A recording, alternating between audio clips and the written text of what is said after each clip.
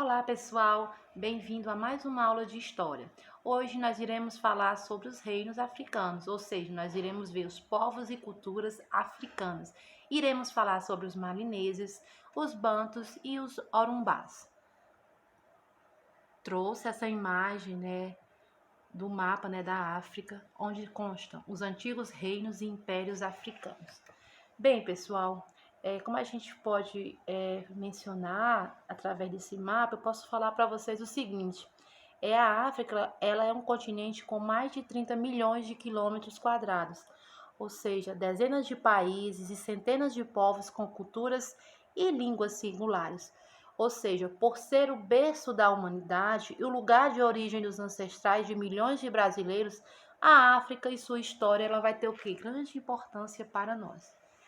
Bem, pessoal, com relação aos aspectos físicos da África, é o seguinte: quando observamos o mapa da África, vemos ao norte um imenso mar de areia, que tem o nome de deserto, do Saara. Nesse deserto viviam os povos nômades que controlavam as importantes rotas comerciais no norte africano. Ao sul do Saara, nós vemos uma faixa de terra que vai de quê? Que vai desde o Oceano Atlântico, até o Mar Vermelho, ou seja, né, nesse Sahel, viviam povos negros chamados genericamente de sudaneses, como os bambaras, os fulas, os mandigas, os alçás, dentre outros.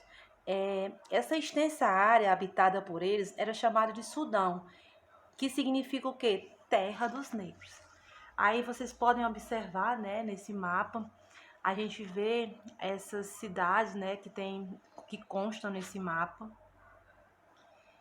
Pois bem, vamos falar um pouco sobre o Império de Gana ou Angadu. Existiu de 830 a.C. até por volta do ano de 1235 depois de Cristo, com apogeu nos anos 500.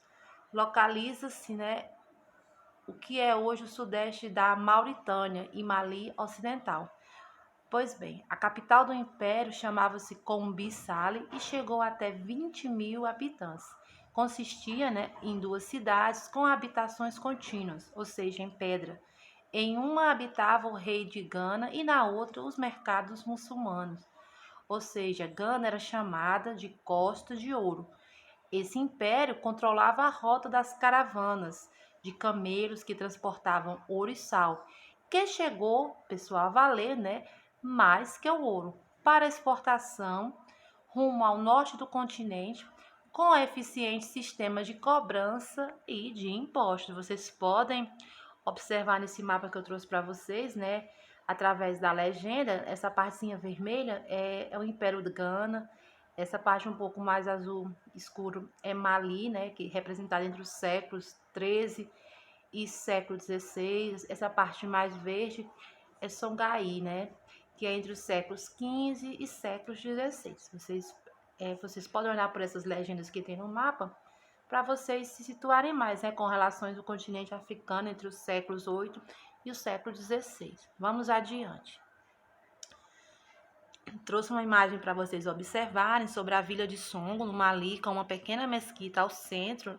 Essa imagem aqui, para vocês verem, que a produção de ouro ela era usada também para desenvolver outras atividades econômicas, tais como a tecelagem, a ferraria e a produção agrícola. Como vemos, pessoal, o declínio se deu por instabilidades políticas internas até perder força e se fragmentar. Gama também se recusava a seguir a religião islâmica. Em dado momento, foi invadida e dominada pelo Império Mandiga no Bali. Bom, com relação ao Império de Ascun ou Axum, trouxe também uma imagem para vocês observarem desse império. Ele existiu entre os anos de 100 a 940 depois de Cristo, aproximadamente onde hoje se localiza a Eritreia, ou seja, Etiópia, Iêmen Ocidental, sul da Arábia Saudita e Sudão. Em seu auge, poderia ser comparado aos maiores impérios já conhecidos, como por exemplo, como Pérsia, Roma e China, e controlou um território de 1,25 milhões de quilômetros quadrados. Ou seja, era um centro estratégico para o comércio marítimo do Oceano Índico, que ligava o Egito à Índia, à China e sudeste da Ásia, controlando o Mar Vermelho. E foi um dos primeiros impérios do mundo a se converter ao cristianismo com o rei Ezana no século IV. Olha só. O rei Lalibela, 1190 a 1225, da dinastia, construiu 11 igrejas monolíticas escavadas na rocha, por volta do ano de 1200. Segundo a lenda de São Jorge, patrono do reino, foi quem dirigiu os trabalhos de escavação para a edificação dos templos, né? Eu trouxe essas duas imagens para vocês observarem, né? Que é o reino de Oxum, de Axum, que é notável por várias realizações, como seu próprio alfabeto. E também temos a igreja de São Jorge, em Axum também, nessas duas imagens que eu trouxe para vocês observarem. Trouxe mais imagens com relação a Axum. Temos a capela de Tablete, em Axum, Etiópia, né? Bem, durante a colonização europeia na África, a Etiópia ela foi o único país não dominado. A população do império ela foi forçada a se isolar no interior do seu território, ou seja, causando consequente declínio de sua cultura, que é apagando aos comércios pouco dessa distinta os traços. Eu trouxe essa imagem também para vocês observarem, né? E com relação ao Império Mali ou Mandinka, o que a gente pode mencionar para vocês? Que existiu entre os anos de 1230 a 1600, com auge na década de 1350, possuía imensas minas de ouros em suas fronteiras até o início do século XIV. Foi a fonte de quase metade do ouro e sal do Velho Mundo. A gente tem a imagem aqui ao lado, né? Que é da mesquita de Degene, no Mali, para vocês observarem. E podemos mencionar com relação ao Império do Mali que a religião predominante era o islamismo, mas havia influências especialmente das religiões tradicionais anteriores ao Islã. O Mali ele teve um governo semidemocrático com uma das mais antigas constituições conhecidas do mundo, né? O Curucan Funga. A cidade foi uma das mais ricas e importantes da região, considerada a Paris do mundo medieval. Olha só para vocês observarem essa imagem com relação ao Império Mali. Ainda continuando, sua universidade era um dos maiores centros de cultura muçulmana da época, com 25 mil estudantes. Foram construídas mesquitas, escolas e uma biblioteca que guardava manuscritos que abrangiam todas as áreas de conhecimento do mundo. A decadência do império no final do século XIV acontece por disputas pela sucessão que enfraqueceram a coroa. Ou seja, as cidades de Tombuctu e Djenné, dois dos maiores centros acadêmicos, foram designadas pela Unesco como Patrimônio Mundial. Olha só, pessoal. Com relação ao Império Songhai, o que a gente pode mencionar? Que do início do século XV ao fim do século XVI, ele foi um dos maiores impérios islâmicos na história, com organização mais elaborada que a do Grande Mali. Bem, pessoal, seu nome ele vinha do principal grupo étnico e eles haviam formado uma província desde o século XI na região que passava a ser capital do Império Gao. Trouxe também essa imagem para vocês observarem, né, com relação ao Império Songhai. E falando sobre a economia, tínhamos ferramentas, artefatos religiosos e minas de ouros independentes formavam a base econômica do Império. Com relação à sociedade, o sistema ele era organizado em clãs. No topo, nobres e descendentes dos povos originais, Songhai. Na base, prisioneiros de guerras e escravos europeus condenados a trabalhar especialmente na agricultura. No governo de Askia, o império assistiu a uma grande crescente centralização. Ele encorajou a aprendizagem em Tombuctu, recompensando os professores com pensões maiores. O império ele foi perdendo força com guerras civis. Olha só, em uma delas, o sultão da dinastia Sádio de Marrocos ordenou a invasão a Songhai. Ele contou com a ajuda do espanhol Judá Pacha, que dispersou o numeroso exército Songhai com armas de pólvora do Saad na Batalha de Tondibi em 1591. Com relação ao Império Congo, a origem remonta, né, aos séculos 13 até o século 14. A localização desse império foi no sudoeste da África, no território que hoje corresponde ao nordeste de Angola, incluindo Cabinda, a República do Congo. A parte ocidental da República Democrática do Congo é a parte centro-sul do Gabão. Com relação ao sistema econômico e social do Império Congo, o que a gente pode mencionar para vocês? Que esse império ele baseava-se no comércio de marfim, cobres, têxteis e cerâmica, além de escravos e, mais tarde, a borracha. Tudo era transportado pelos gigantescos rios que cortam a região, Cuango a leste, Oé a norte, Kwasa ao sul.